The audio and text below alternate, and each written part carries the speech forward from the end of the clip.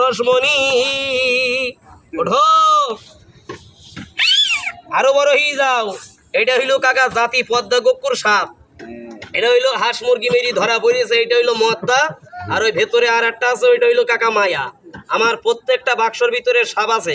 এবার একটি সাপ দেখুন, সাপটির নাম বলা হয় কালো কেউটি সাপ। এরা থাকে বিলি কাকা, শামাক ভেঙি খায়।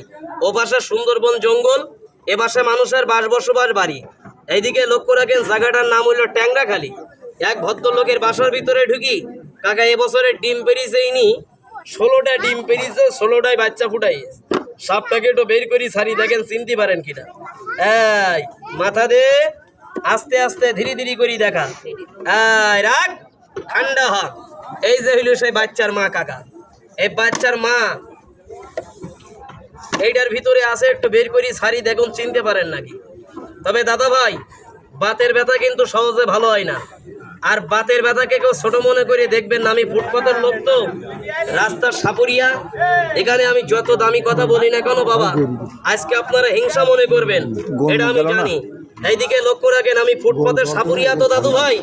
বাতের ব্যথাকে যদি ছোট মনে করি দেখেন, এমন একদিন এসে যাবে মৃত্যুর ঘন্টা আপনার দেহের ভিতরে ঢন্ডান ঢন্ডান ঢন্ডান করে বাজবে। ওই দিন আল্লাহ ছাড়া কোনো মাবুদ থাকবে না। আমি মাওলার কাছে দোয়া করি, বলি মাওলা, পৃথিবীতে যে আমার বড় শত্রু, তাকে আপনি বাতের রোগটা দিয়েন না। এই বাতের রোগ মানে হইল বাতিল, যার ধরে বাতে শীত করে তার পথে। এই বাতের ব্যথা পুষি রেখে দিলে মানুষের পঙ্গু রোগ হয়।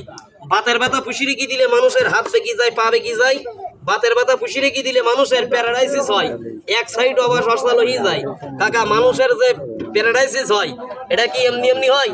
শুধুমাত্র বাতের ব্যথা পুষি রেখে দিলে মানুষের হয় দাদা ভাই। সাপের খেলা দেখেন, এই যে সাপের খেলা দেখানোর কথা বলি, এই যে মলমের কথা বললে আমাকে ক্ষমা করে দেবেন।